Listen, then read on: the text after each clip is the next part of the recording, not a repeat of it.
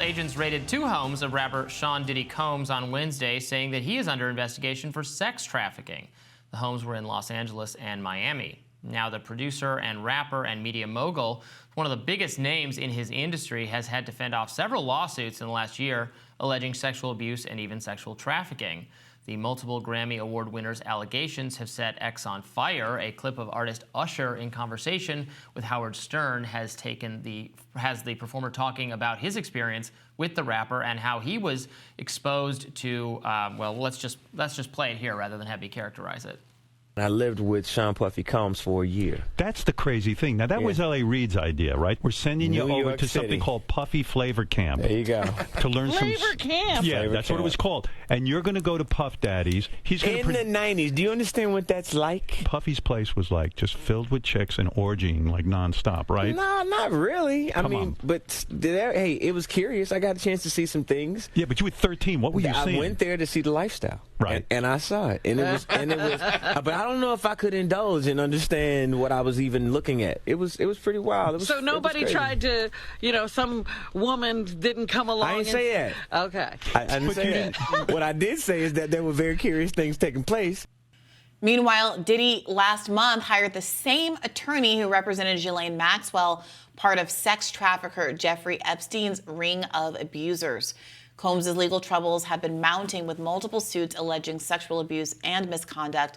In December, the music producer issued a statement saying, quote, "I did not do any of the awful things being alleged."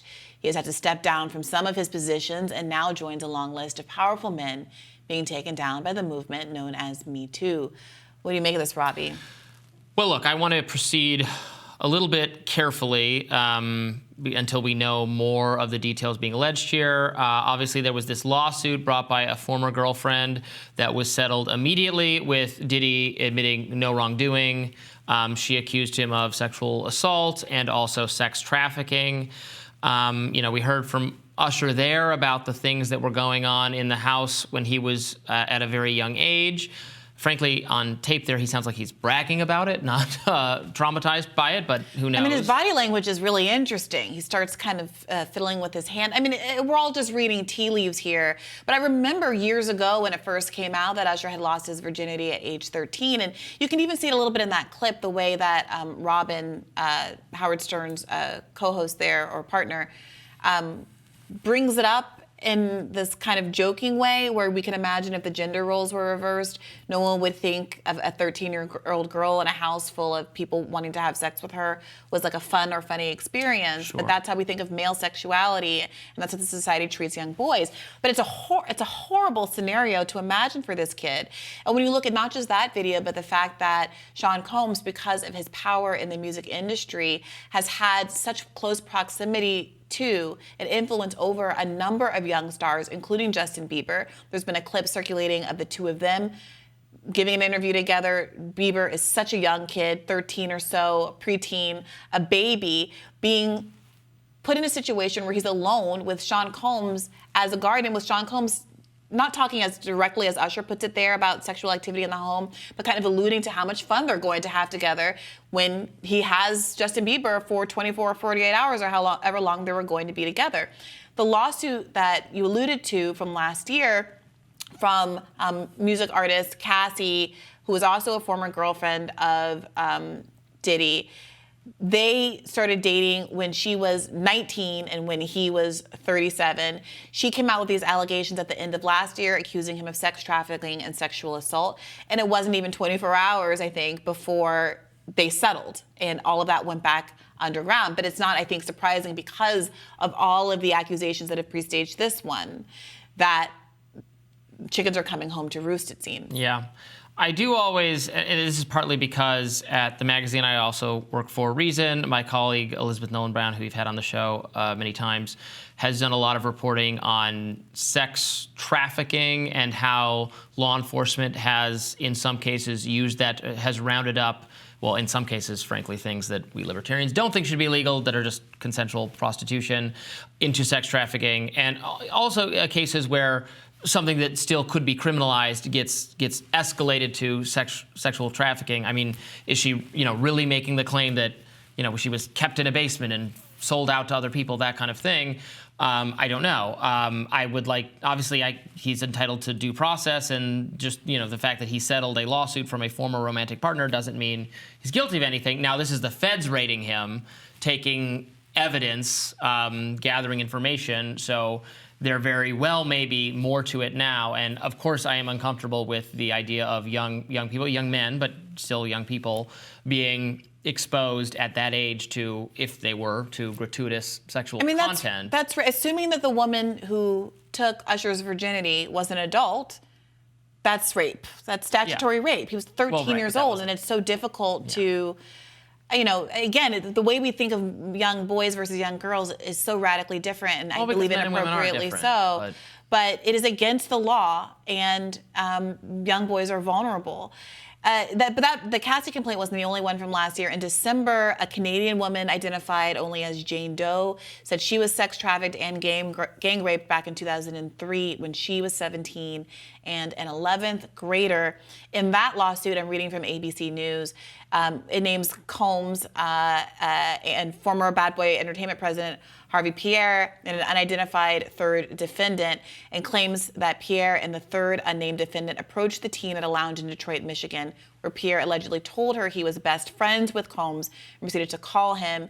The suit apparently contains photos and claims Pierre and the unnamed defendant convinced the teen to take a private jet to Combs' studio in New York City, where she alleges she was plied with drugs and alcohol and gang raped by the three defendants. That sort of a narrative, again, that's just an allegation. We don't know if it's true, but that sort of a narrative starts to map on more closely to what we think of as, I think you would agree, a more concrete allegation of sex trafficking, the likes of which we saw with the Epstein case. Going out and recruiting young girls, bringing them back to a house, plying them with certain kinds of drugs and the like, I think starts to get a lot closer to a more traditional definition of that term. Sure. Although with the Epstein case, these were underage girls we were talking about, which I don't know if that's an element of the, we're talking 17-year-olds, which can be underage depending on what state you're in, frankly, or if you now transporting them over state lines, it gets into a national law is different from the state laws, so could very well be something criminal in there. But it's a interesting situation that obviously we need to learn more about. Diddy being someone, if you grew up in the 90s, was a very pivotal figure in the music from that era, and as we're talking about, did contribute to the careers of even more also very famous to this day musical people from that era and the subsequent era, like Usher, like Justin Bieber, and others. So yes, and that power, I think, has to be a dynamic here. When we're talking about the Weinstein case, the prototypical Me Too case, part of why it was able to remain an open secret for so long in Hollywood was because he was such a powerful person in that industry, and what he thought of you and what your reputation was could sink or swim careers. And I do wonder to what extent these kind of rumors about P. Diddy haven't gone more explosive or had resulted in accountability. Maybe they're not true, but also what role did not wanting to be on the outs of someone who is such a mogul in this arena play here? Cassie coming out with these accusations. There was pressure to seem cool to this guy. Right, and not just seem cool, but not get blacklisted because you've accused him of something that he could be sent to jail for.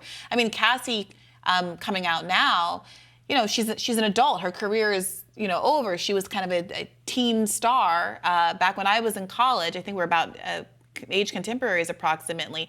It is, I do wonder how much the pressures of no longer needing those, the kind of career validation going away might have enabled her to come forward when she did. And again, that case was settled, but there was no legal judgment about what happening there. One other thing that is worth mentioning is that there was a super viral Cat Williams interview with Shannon Sharpe. It's got to be a couple of months ago now. And it was long. He was spilling the tea on a lot of different celebrities and feuds. Cat Williams was, comedian. Talking about a lot of different black celebrities in particular. And people have revisited that interview for some hints about what may or may not be coming. And now Cat Williams was right is trending in certain corners of the internet.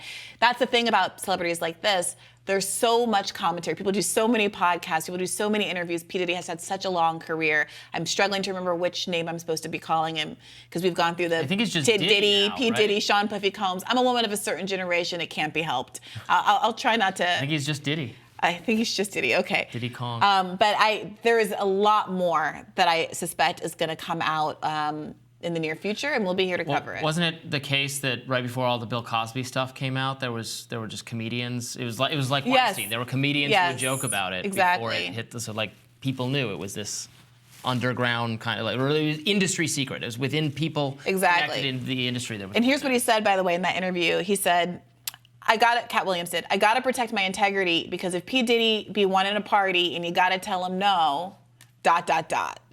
The implication being that apparently it's a known at very least that he has some wild things going down at his parties, at his house or elsewhere. So stay tuned. We'll let you know if there's any more to know about this particular story. We've got a lot more rising coming up after this.